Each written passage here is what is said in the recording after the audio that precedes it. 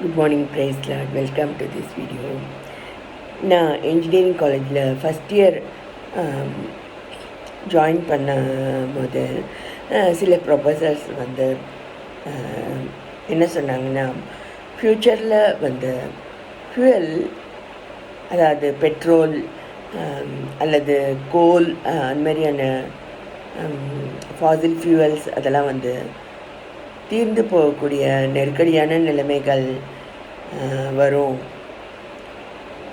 அதுக்கெல்லாம் என்ஜினியர்ஸ் நீங்கள் தான் சொல்யூஷன் கண்டுபிடிக்கணும் அப்படின்ட்டு அவங்க சொன்னாங்க. சேவ் எனர்ஜி அப்படின்னு சொல்லிட்டு நிறைய இடத்துல எழுதி போட்டிருப்பாங்க. அதுமாதிரி ஒரு மூவ் இருக்குது.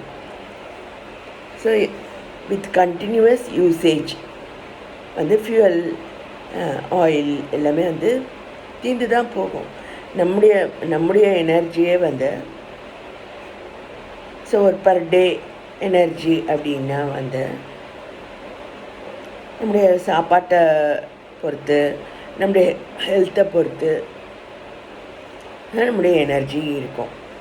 ஸோ சேவ் எனர்ஜி அப்படின்னா எலக்ட்ரிசிட்டியை சேவ் பண்ணணும் அப்படின்றது மட்டும் கிடையாது, அல்லது வேறு ஏதோ ஒரு ஃபியூவலை, பெட்ரோலை சேவ் பண்ணணுன்றது மட்டும் கிடையாது. நம்முடைய பர்சனல் எனர்ஜியும் நம்ம சேவ் பண்ணணும். இது இந்த ஸ்டூடெண்ட்ஸ்க்கு நான் நிறைய இதை நான் சொல்லுவேன்.